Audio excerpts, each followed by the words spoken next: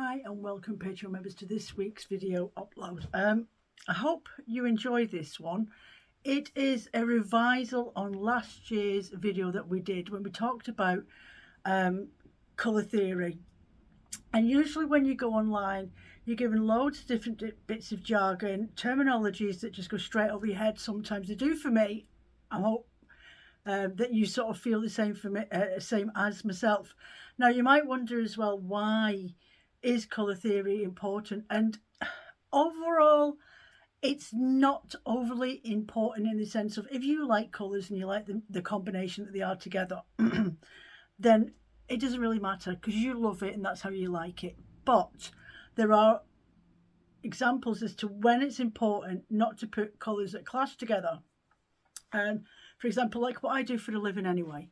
You want colours that are going to complement and is going to be featuring and to the eye for people that like, customers that like specific colourways and colours that work well together and are friendly with each other and one doesn't want to bounce more than the other does and that sort of thing. And you're balancing your colour balance, whether it's dark or there's undertones where it may look lighter in some aspects, but it's not, it's still quite overpowering towards the next combination.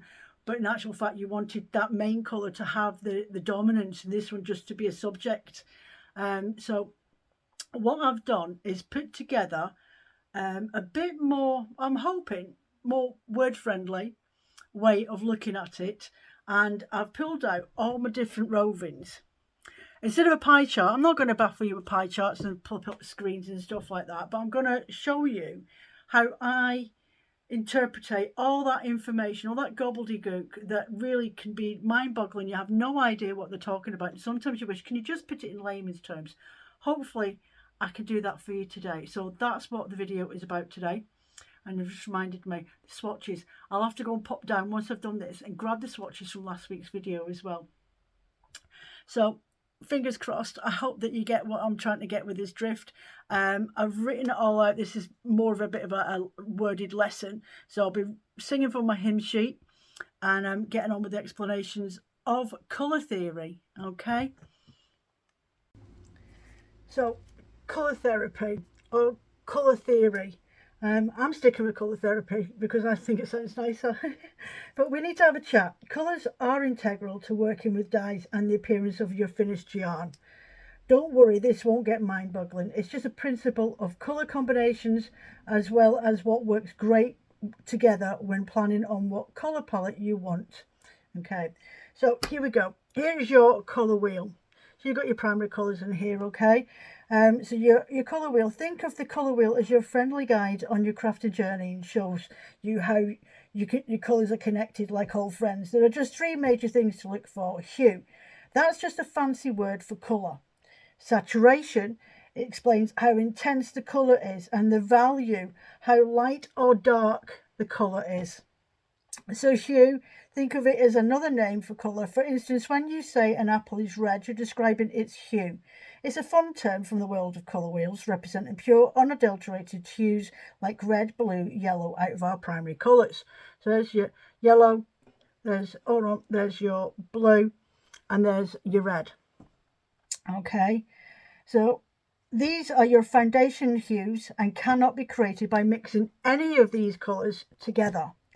Now these hues, or primary colours, can be tweaked and twisted to create a whole spectrum of shades, tints and tones, just like a dash of another hue can completely transform your colour. Then we have our secondary hues, which is orange, violet and green.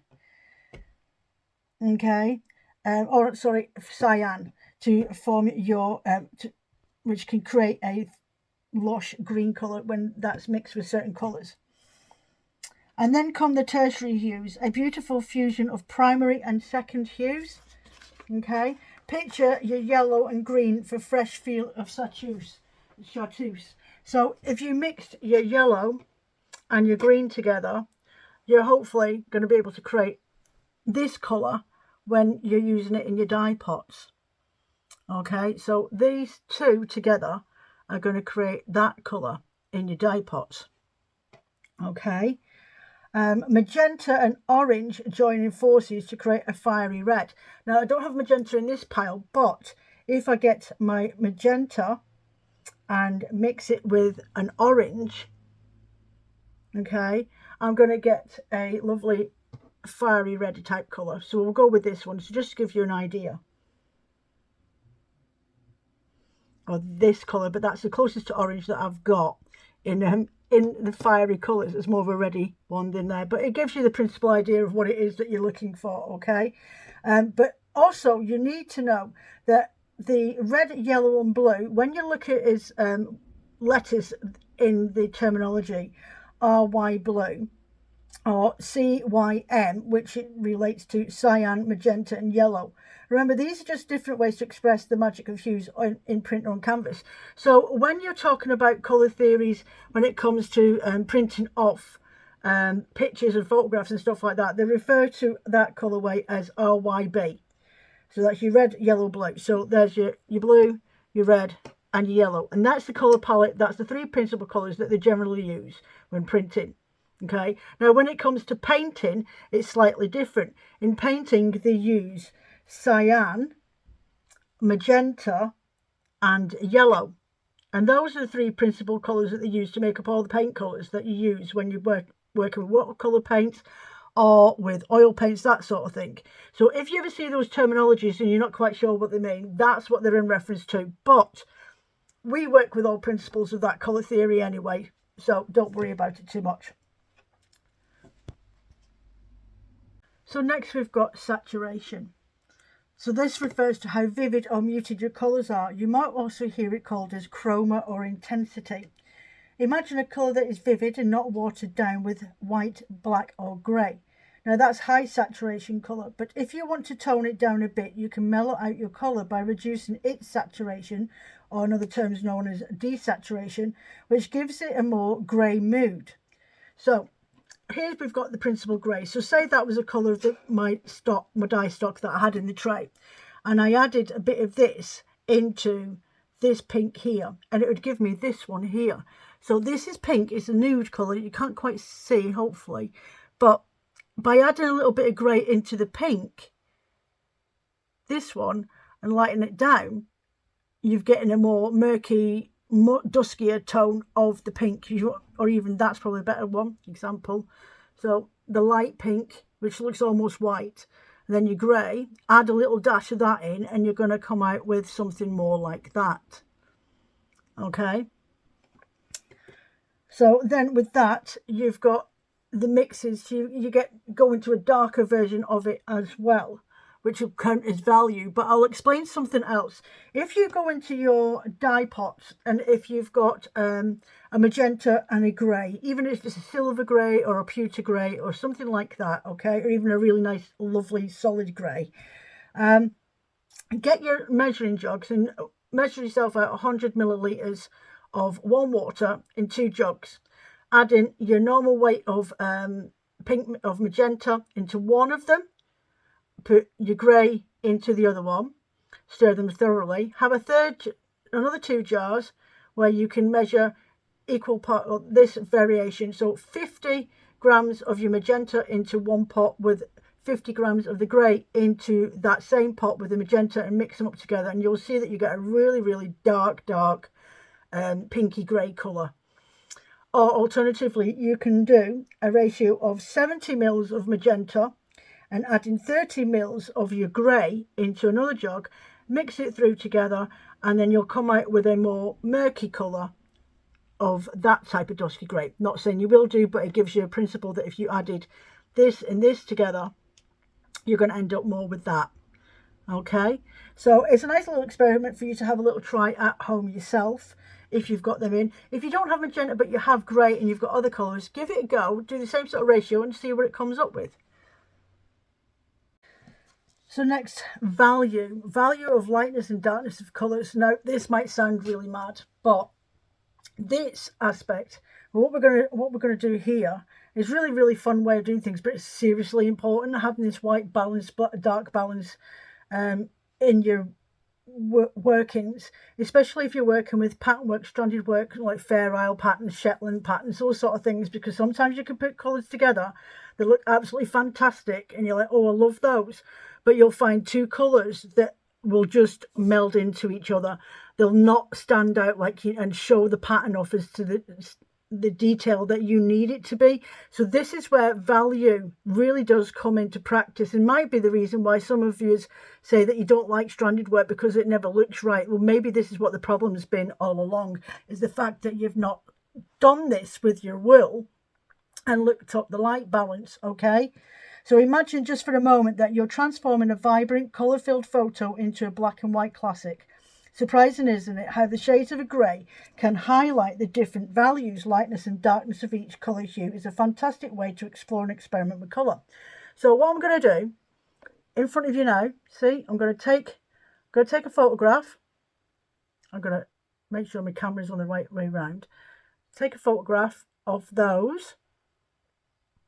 And then I'm going to go into my camera.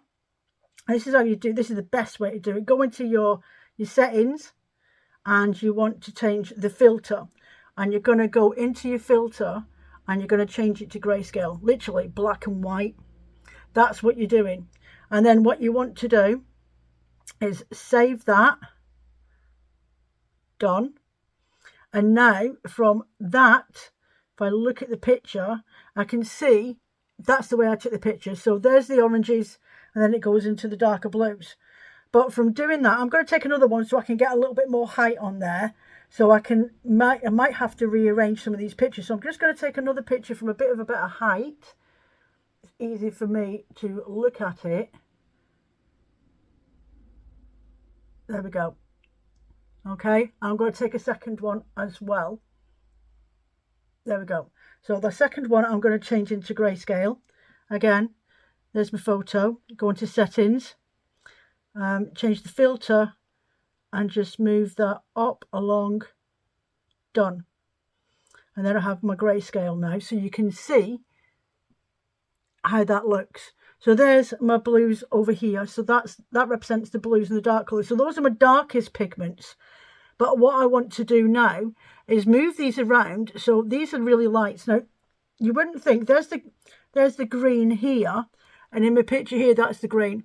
But then next to that, as you know, oh, go away. I don't want to adjust. Go away. Oh, honestly, you do something. I don't want to copy. Photo. There we go. Open it up. So, honestly, nothing's as simple, is it? So you can see here where all these greens are going into yellows. They look almost white, don't they? See this section here? But then you've got orange here. So that's that peach there. Up this end here, and then I've got the oranges. But what it's showing me is this one and this one are fine where they are, but this one belongs over here somewhere. So we'll sort that out. That one belongs, I would say, roundabout where this, not that one, this one here is. So I reckon that would sit nicely in there in the colour scale. So we'll redo that in a minute. Then I need to take this pink one out here, which is this one here, and move that maybe over to that side. What else we've got? That red apparently is that red. So that's that one. That's that pink. We've pulled out that one. It's saying that this purple here isn't as dark as the others, and this one needs to be moved over to this side. This one here is too bright, so it needs to get moved over to this side. So we'll move them over there for now, and we'll take another photo in a second. Over this side on the grayscale where the colours are, if I want to literally go from solid darks into lighters, I could probably move all three of these up to this section, and we'll take another photo in a minute. Move them round, move those round, and we'll take another photo in a minute, move them, and let's see what this looks like now. So I'll take a picture from above because it's easy for me to take it from above. All right, we'll take two pictures again. and then change one into grayscale, settings, change it up into a black and white photo. Just the first one you come to is fine. Done. Now, look at that now. In comparison to the previous one, would look like that. Now, from changing those colours around, it's evened out a little bit more. But what I need to do is find out where this belongs. So this peach is still too dark, so move that over there. And that orange is too dark for there, but maybe put that next to the purple and this one on that side of that there. But it's looking roughly about right. I would say this green here needs to be moved over to the other side of the turquoise, and maybe move the turquoise over that side of the green. But we're nearly there. That, which one we've got? That's purple. This needs to be matched over with this one, I think, from my pictures that I'm looking at. So let's have a go again. So we'll do that one more time. So I want to take a photo, and again, take it from above. 1, 2. Take my second one, go into my settings, go into the filters, and look at the grayscale again. Done. Look at this. There we go. We've nearly got it. We've nearly cracked the colour code. So that is these colours around here. Can be photos just flipped around, obviously. A minute. I'll try and keep it like that. So there's the blues, this side here. Then it goes into these colours here, which you wouldn't think would look smart together, but they don't look actually too bad. And then, so if you wanted darker and lighter and mid-tone colours when working with colour work, stranded work, fair isle patterns, whatever you're working with, okay? Or even a nice big, like, kids flowery jumper or something like that, where you still need to work with that sort of thing. So it's still all pattern work. So you've got your really, really light colours over here that would stand out more with these, or stand out against these colours. And then you've got your mid-range colours here, which are your grayscale, your charcoal colours, and then you've got your darker versions, which are these ones. So that would probably actually get moved over to there if I'd thought I missed that one. There you go. So there you go. I hope that I explained it a little bit better for you.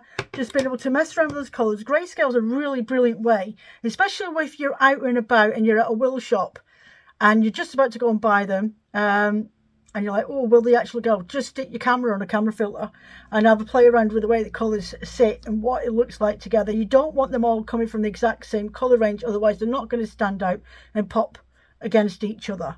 Okay, so the next bit I want to mention about is complementary colours. Okay, so complementary colour wheels are pairs found on opposite sides of the colour wheel. For instance, red and green, yellow and purple, blue and orange, red and orange, blue green, and blue orange and blue violet. When these vibrant hues unite, they conjure a striking contrast, crafting a bold statement that resonates even more than when they stand alone. Yet when these colours are blended in a dye solution, they make really murky tones of blue, browns and greys, so they lose their radiant charm. Okay, so they don't do well if you mix them together. Okay, so if I wanted to mix an orange with a blue, I'm not going to get a bluey orange, okay? I'm going to get a brown. But having them like that as a colour palette, they complement each other. They make each other stand out independently, but work hand in hand together. So that's what you're looking for with a complementary. So I've opted for the greens with this one for this explanation. So analogous colours form a harmonious palette crafted from hues that dwell side by side on the colour wheel. For instance, one might encounter a trio of greens, teal and blue, or the warmth of yellow, orange and orange. These colours are closely entwined in hue and pigment and often woven together in colour schemes, evoking a delightful sense of flow and unity. So like you could go like that, and those independently of each other would sit nice and they would look smart in colour work as well. But do you like your grayscale balance to see. You might find that those two are more on the white side, so you wouldn't want to sit those together in your pattern work. Okay, you'd want to maybe sit that and that, or that and that together in your pattern work, and that together in your pattern work, and then maybe that one and that one, so they stand out from each other. Okay, with maybe that one in between those to help tie them in. So that's analogous. Next, we've got monochromatic. So let's chat about monochromatic colour, shall we? Picture this. You pick a single hue, like a royal purple. This one here. Okay, like a royal purple. Right off the colour wheel. Now let's play with it. Add a splash of white to brighten up, or a touch of black for a deeper shade. There you've got a palette that's about purple, but each tint and tone is uniquely its own. So again, if you had a purple dye at home, and you added would you add a little bit of black? I would probably go for a little dash of grey and add that in to kind of darken that down, or you use less pigment, dye pigment, in 100, say for example 100 milliliters of water. I would use less dye pigment than what I did to start with, and then add in more water. Okay, so just remember that your white is your water. Your water is the one that desaturates the colourway when you're mixing dyes up together.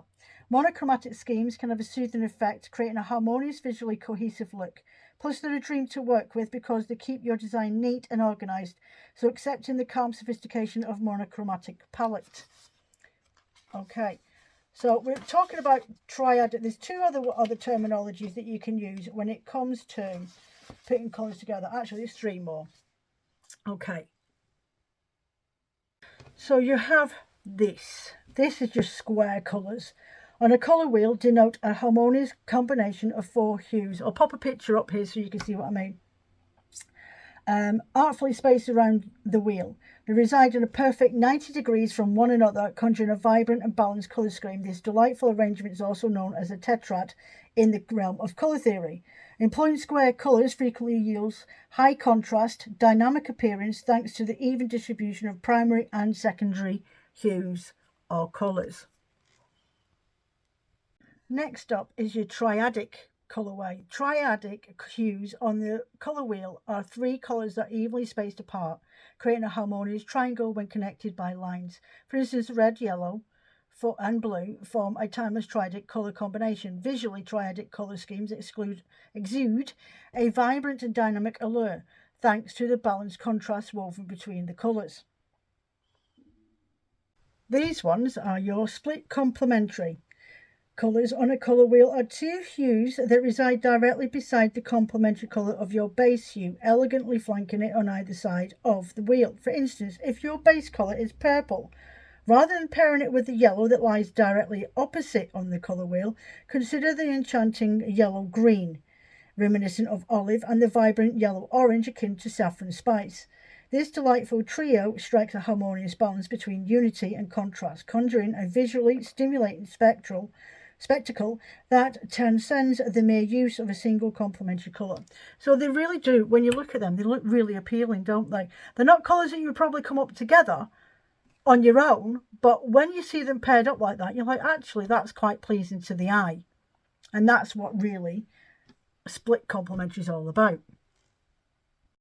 So hopefully my interpretation of the gobbledygook into something a little bit more simpler with showing the colours from my rovings that I have around in the studio might have helped make that a little bit more sense and making it more colour therapy for dummies, because I struggle, a lot of us do struggle, when it comes to reading terminologies that are just so intense that you need to be at university to read them.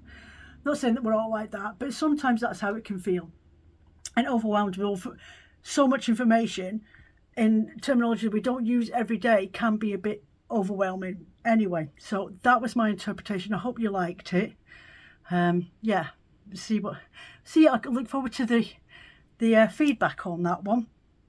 So last week we did the spinning video with the yarns, and we did the two different ways of rovings, with the lengthways laying out in the tray, with the shorter colorways and the long ways with widthways with longer colorways, and lengthways with shorter colourways. And then I spun up in last week's video, so I've got the swatches. Yeah, Joe actually did a swatch, Hilly.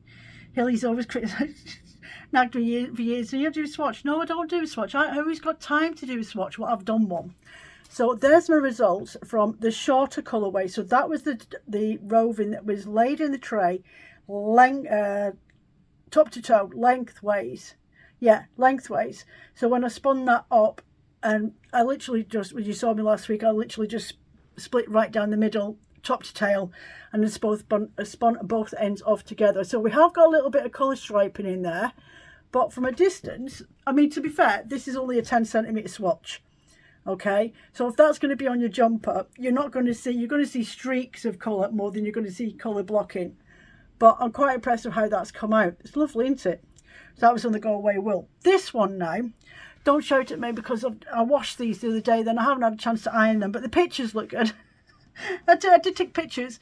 So this one is my widthwise roving in the dye tray. And that was split again all the way down the middle, so I end up with longer colour sections. So you go from the darker blue, and then it starts to transcend into that blue, and then transcends into the pistachio, and then pistachio and teal, and then into the sagey blue colour. And that's turned out quite cool. I did the longer swatch because I wanted you to see the full transition. I think next time it might be more effective if I just do a smaller, like a 30-gram sample, but that doesn't. It's easy to actually dye 100 grams in one go. So I think I'll just carry on doing these longer sections so that you can see, especially if it's something where there's going to be a colour transition in there. But I think we're done with that at the moment. Well, actually we won't be, because next week's video, well, the next two spinning videos will be spinning videos again. Both doing fractal spins, because there's two ways you can do fractal spins. You can do the two-way method, I think it's, or the three-way method and the four-way method. Anyway, we'll be talking about that next week. I'll be doing the swatches on those as well for that video at that time, so you'll see them there. Will I do a dye session with them? Shall I do another dye session with those so you can see what I come up with, and maybe use some of this information we just spoke about today and implement that in there? I might just do that. I don't think I'm going to do a specific breed. I might just use some merino that I've got in my stash, and do the lengthways, widthways again, show the results of those. Yeah, and then we'll get them prepped up for spinning. That's what we'll do, and then I'll show you the results for each one in the following week.